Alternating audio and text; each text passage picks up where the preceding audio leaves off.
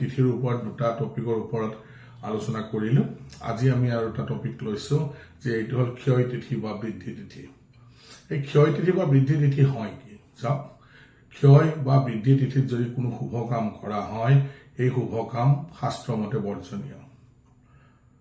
ইয়াতে যদি শুভ কাম কৰা হয় তাৰ শুভ ফলটো জাতক বা জাতিকাই নাপায় বৰঞ্চ তাৰ পৰা অশুভ ফলহে জাতক বা জাতিকাই পায় কিন্তু মূল প্ৰশ্ন হল যে ক্ষয় বা বৃদ্ধি তিথি হয় কি চাওক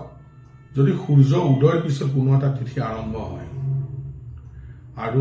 নেক্সট দিনা সূৰ্য উদয় হোৱাৰ আগতে যদি সমাপ্ত হৈ যায় তেনেহলে সেই তিথিটো কোৱা হ'ব ক্ষয় তিথি আৰু এই ক্ষয় তিথিত কোনো ধৰণৰ শুভ কাম কৰা নিষেধ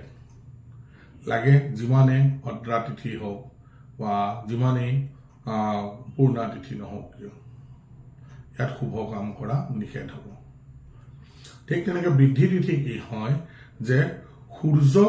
উদয় হোৱাৰ আগৰ পৰা যদি কোনো এটা তিথি চলি থাকে আৰু নেক্সট দিনা সূৰ্য উদয় হোৱাৰ পিছলৈকে যদি সেই তিথি সূৰ্য উদয় হোৱাৰ পিছতো যদি সেই তিথিটো থাকি যায় তেনেহলে তাক কোৱা হ'ব বৃদ্ধি তিথি আৰু এই বৃদ্ধি তিথিটো কোনো ধৰণৰ শুভ কাম কৰা নাযায় ইয়াক অশুভ বুলি মানা হয় তাৰমানে সূৰ্য উদয়ৰ আগৰ পৰা সূৰ্য উদয়ৰ পিছলৈকে যেতিয়া চলি থাকিব তাত দুটা সূৰ্য উদয় যেতিয়া তিথিটোৱে দেখা পাব সেইটো হ'ব বৃদ্ধি তিথি আৰু ইয়াত কোনো ধৰণৰ শুভ কাম কৰা নাযায়